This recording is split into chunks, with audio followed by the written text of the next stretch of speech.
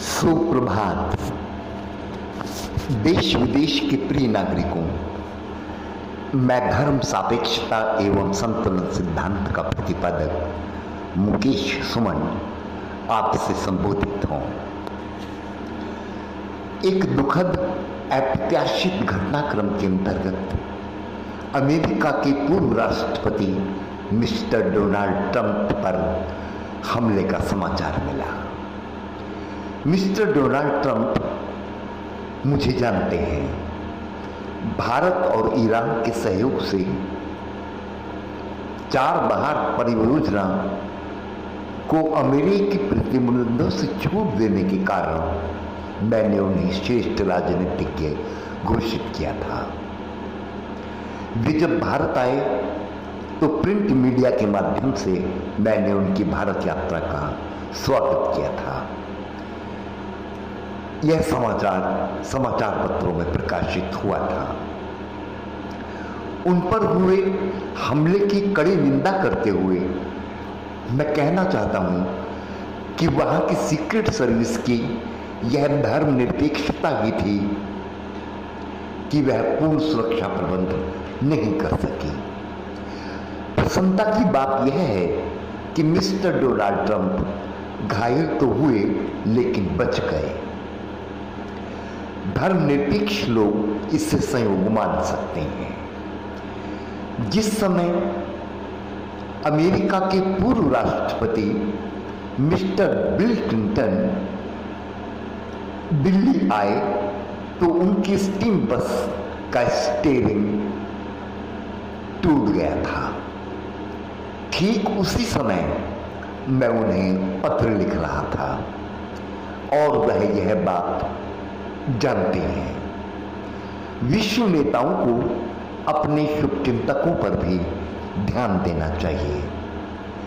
जरूरी है कि अमेरिका का संविधान भी धर्म सापेक्षता एवं संतुलन सिद्धांत के अंतर्गत धर्म सापेक्ष हो।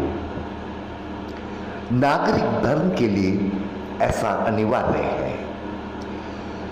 धर्म शब्द के अंतर्गत कर्तव्य, आचरण, फर्ज, न्याय, दायित्व आदि सभी की अप्रोच होती है। धर्म शब्द से अधिक संपन्न शब्दकोश में कोई दूसरा नहीं है। बहरहाल मैं अपनी ओर से और आपकी ओर से इस हमले की कड़ी निंदा करता हूं तथा कामना करता हूं कि अमेरिका में चुनाव सकुशल संपन्न हो।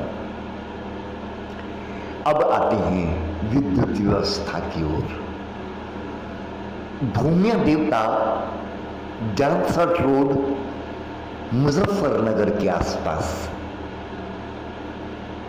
17 जुलाई 2024 को सुबह 8:30 बजे से शाम 4:30 बजे तक विद्युत नहीं आई। सुबह से लेकर शाम 7 बजे तक अघोषित रूप से 6-7 बार विद्युत गई और 6-7 बार आई। यह एक दुखद समाचार है। इस भीषण गर्मी में नागरिक न ठीक से दोपहर का भोजन कर सके, ना आराम कर सके।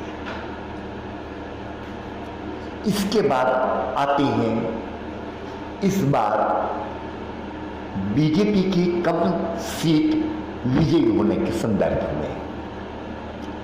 मैं मानता हूं कि मोदी सरकार व योगी आदित्यनाथ सरकार के नेतृत्व में प्रशासन जितना चुस्त दुरुस्त है उतना पहले कभी नहीं रहा, किंतु प्रेस की स्थिति संतोषजनक नहीं रही। क्या मैं जो बात आज प्रेस से कहूं वह कल पूरी दुनिया तक पहुंच जाएगी? यदि ऐसा नहीं है तो भारत को विकसित होने में 500 वर्ष लगेंगे। विकसित भारत का सपना प्रत्येक नागरिक की आंखों में होना चाहिए।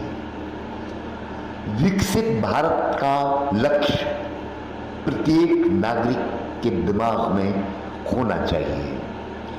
आप जिस नगर में रहते हैं, आप जिस देश में रहते हैं, वह साफ सुथरा संपन्न हो। आप जो भोजन करते हैं वह पौष्टिक हो। आप जो सोचते हैं वह उत्तम कोटि का हो। चुनाव के समय विद्युत अव्यवस्था की मैंने कोई शिकायत नहीं की। अस्त व्यस्त स्थिति में चुपचाप भीषण गर्मी सहता रहा। किंतु कुछ दायित्व तो सरकारों का भी होता है। मैंने जम्मू कश्मीर में सबसे पहले जनमत संग्रह प्रस्ताव खारिज किया, फिर वह कई स्तरों पर खारिज हुआ। अंत में वर्तमान संयुक्त राष्ट्र महासचिव श्री गुटरेस ने जम्मू कश्मीर का मामला संयुक्त राष्ट्र संघ की विवादित मामलों की सूची से निकाल दिया, जिसके फलस्वरूप धारा 370 हटाई जा सके। यदि मैं सर्वप्रथम जनमत संग्रह प्रस्ताव खारिज नहीं करता तो यह संभव नहीं था। कम से कम Z+ सुरक्षा तथा कुछ मासिक मानदेय का अधिकार तो मेरा भी बनता है, जबकि मेरी संस्थाएं विश्व की ऐसी संस्थाएं हैं जो डोनेशन नहीं लेती। यदि मैं स्वयं अपनी सुरक्षा व्यवस्था पर ध्यान नहीं दे रहा तो सरकारों को तो कम से कम Z+ सुरक्षा तथा सम्मानपूर्वक मानदेय देना चाहिए।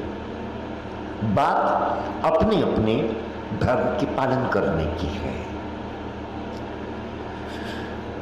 मैंने